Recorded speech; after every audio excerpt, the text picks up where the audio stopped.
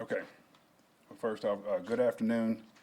After the press conference that I held yesterday, I wanted you to know that the law enforcement, and namely our sheriff's office, obtained some information that an adult female was with Callahan and the two minor children at some point, I think on Wednesday, in Jackson, Mississippi, in a motel. So obviously, we passed that information along to our partners in Jackson and gave them that information. They followed that up. They went to the motel. They found Victoria Cox, age 33, I believe. She was detained by them, and they began their investigation of her. Also, late yesterday evening, Tangipahoa Parish Sheriff's Office had detectives in Jackson, Mississippi. We did interview Callahan pretty extensively. He did agree to talk and did talk with us. So we got a complete statement from him late yesterday. Obviously, once that was done, we turned our attention, made it a priority to learn more about what role Victoria Cox may have played in this particular ordeal. That is, when did she and Callahan meet up? Where did they meet up? What did she witness? What did she do? And so those are the things that obviously we need to determine. And only thing I can tell you as it relates to that is that we have not finished our questioning of her. When we do finish our questioning of her, we may be in a position to give you more information about what potential charges she could be facing by us. Also, I'm sure we got a lot of questions, but I'm sure you know that anytime you have a young victim, such as a 6-year-old, that requires specialized skill and training to be able to interview those and to be able to interrogate and get statements from them. So we have scheduled a time and a place for that interview to take place. It will be soon. I'm not going to give the date or the location for that, but just know that that's in the works, that we will have an extensive interview of our 6-year-old victim. Obviously, we're waiting on autopsy reports. It would be one will be in Jackson, Mississippi, and one will also be in Tangipahoa Parish. At this time, the Tangipahoa Parish Sheriff's Office is obtaining warrants on Callahan for first-degree murder of Callie Burnett, 2 counts of aggravated kidnapping, and armed robbery. That occurred all in Tangipahoa Parish. Mississippi has indicated that they will charge him as well with the murder of Aaron Burnett, age 4. Victoria Cox, at this time, I think either has or will be charged by Jackson, Mississippi. I don't have the particulars on what they plan on charging her with. I do know that once we finish questioning her, we will be placing some charges on her as well. But the exact nature of those charges or what they will be at this time is not yet to be disclosed. So another thing I would like to say, I don't mind y'all trying to get follow-up information. You have a right to do it. The public has a right to do it. But we're not going to do this piecemeal. We will only give these kind of updates when there's meaningful information to pass along. So with that, if you have a few questions that I may can answer, I'll certainly try to do that. Yes. Sheriff, I know there were multiple agencies involved in this, but who is taking the lead in this investigation? Is it the Tangipahoa Parish Sheriff's Office, Jackson PD, FBI? Who's leading this investigation? You left out one, all of the above, right? And it could be that it's going to be all of the above. You could have a situation where our DA's office takes over and takes the lead on what happened in Tangipahoa Parish, where Jackson, Mississippi takes over what happened there, and you could simultaneously have the feds come in and exercise their jurisdiction as well. And I don't think those answers have been worked out yet. Sheriff, yes. You said your investigators had the chance to actually speak to Callahan, to sit down with him. Did you get any kind of more information on what his potential motives could have been for committing this heinous crime? No. As far as motives, no, I don't think we learned any motives for it. The only thing I will say at this time is even though we had an extremely strong case, about this time yesterday, we have a much stronger case today because we spoke to him. That's about all I can comment on. But as far as a motive, no, I don't think he did, and I don't think he possibly could, and I don't think any of us can ever determine what a motive for this particular type of crime would be. What about the role of human trafficking? At this time, I have no information that human trafficking played a part in this. I know that was some speculation yesterday by the Jackson Police Department, maybe coming through their assistant chief, but nothing has been shown to me to substantiate that. And I'm not saying it's not. I'm not in a position to say that I know anything about that. Sheriff, suspects who are accomplices here? I'm sorry? Any other suspects from here? I can say at this time, we have not, we're not focused on anybody else as it relates to the crimes that happened in Tangipahoa Parish, other than the two names that you have before you, Victoria Cox and Daniel Callahan. Sheriff, you mentioned armed robbery. Can you go into details what that was about? Well, we know that he took some personal items from the home and from the person that he killed. We do know that he would have been armed with a dangerous weapon, and so the elements would fit. You also mentioned Victoria Cox was in a motel on Wednesday. Can you kind of describe the timeline as far as when he abducted the girls and then when the mom was killed? This is a great question. I can't give you any certainty of when it was. We believe it was certainly before yesterday, and we don't think it all occurred yesterday. We believe it probably occurred sometime on Wednesday. And again, that's part of the reason of wanting to question, her, to see what she has to say about giving us a timeline. We do have a timeline from him, and we want to get both of them and see if they match. Sheriff, was a missing persons report filed on Wednesday night for the Yes. mom and for the kids? Yes. And can you provide some more context around that, so the deputies go out there and check the home? I don't know that. I could easily find that out. I know that we took the missing persons report, and I know at that time that her being Callie, we're talking about Callie's parents, we know that they were concerned, but they were not alarmed, as in obviously what happened. They did not expect that to have happened. They just wanted to report to us that they had not seen her, and that was a little unusual. And so we did take the missing persons report. I don't know what time it was, but it was late in the evening on Wednesday. Yes. Sheriff, as for that Amber Alert that came out delayed, the LSP came out and gave a timeline, and in that timeline, they said there was an incomplete Amber Alert application from the sheriff's office here.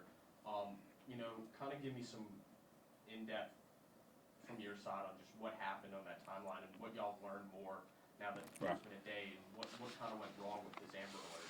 Well, I told you yesterday that it was something that needs to be looked into, and it has to be looked into, and it will be looked into. To say that we provide an incomplete form, I don't think that's an accurate portrayal. I don't want to get a tit for tat with our partners who we work closely with. But if you look at the form, all of the information that's asked for is contained on there. And I know that we reached out and asked a couple of times what's taking so long.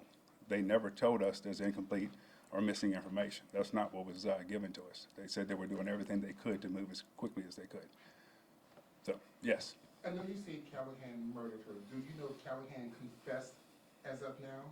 What I'm prepared to say is our case is stronger after interviewing him than before.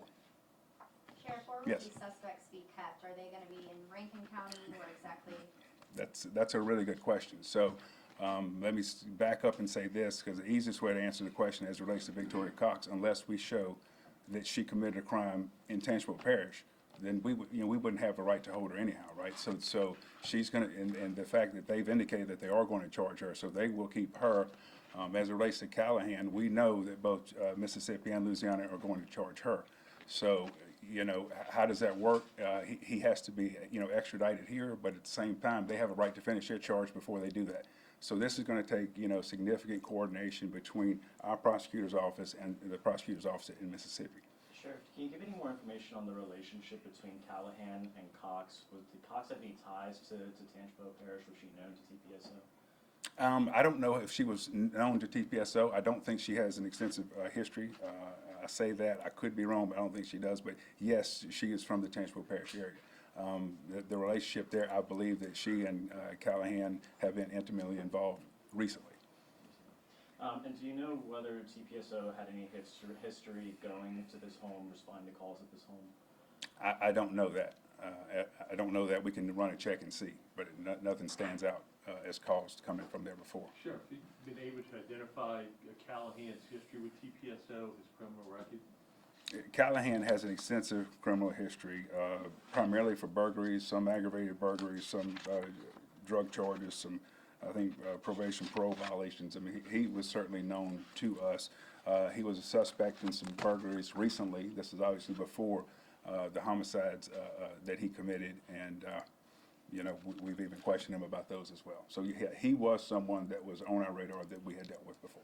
We're also hearing about something that happened recently where a shed was set on fire. We were talking to neighbors who said that Callahan was responsible for that. Can you confirm those details and talk about that a little?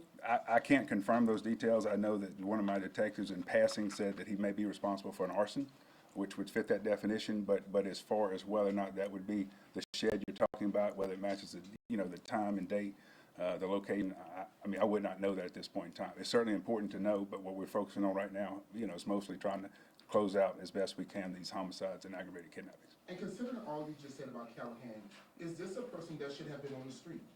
Well, it's a person, obviously you don't want on the street, but now, that will take time as well to go back and see. I don't know the last time he was in jail. I don't know when he got out. I know that he's, he has been committed to the Department of Corrections before, but I don't know, did he get out early? Did he do a full sentence? I mean, I don't know any of those things at this time, but it wouldn't be hard to look into.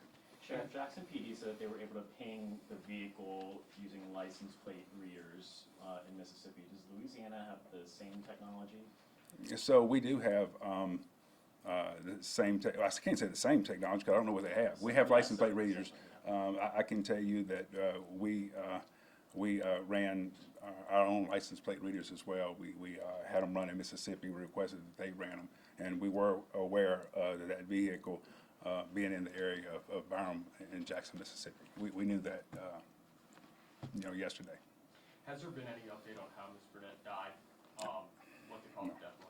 No, there's been no, it's one of those things, there's no question how she died to law enforcement if you were there, if you saw it, or if you were the coroner's office, but we are going to wait for the autopsy report to come back.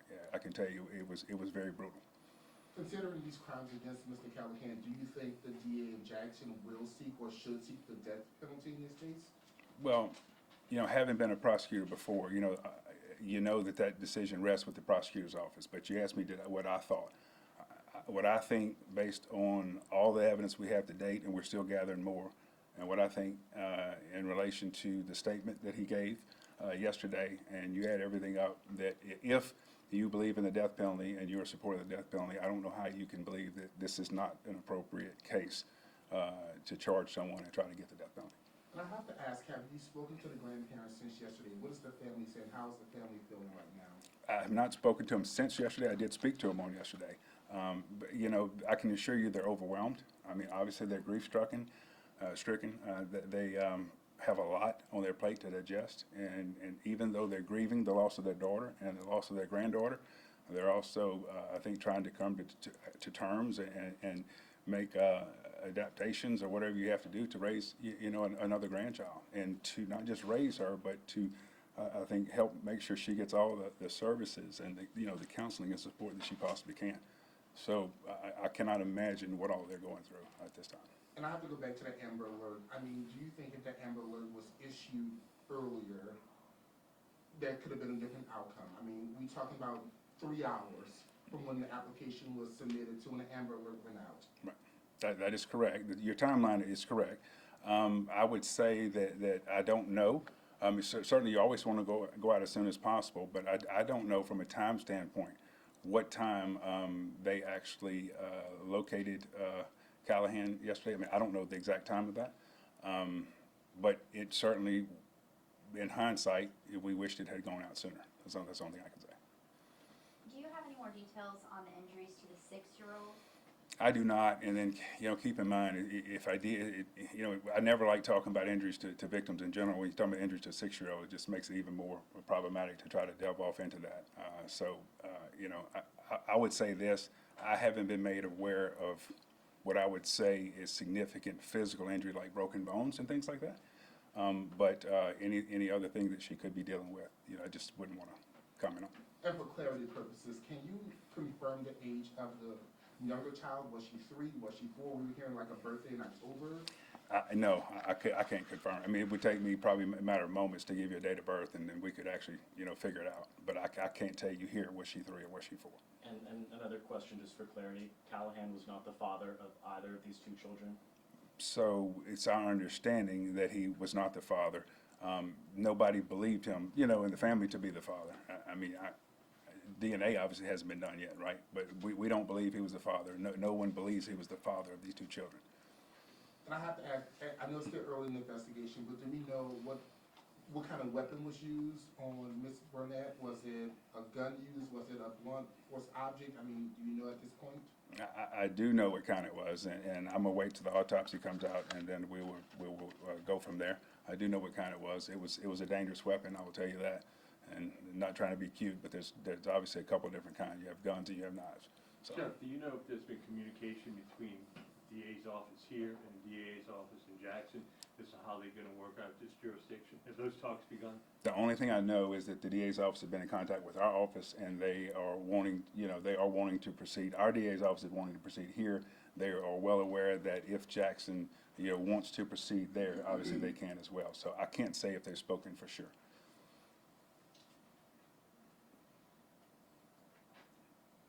Okay, thank you all very much.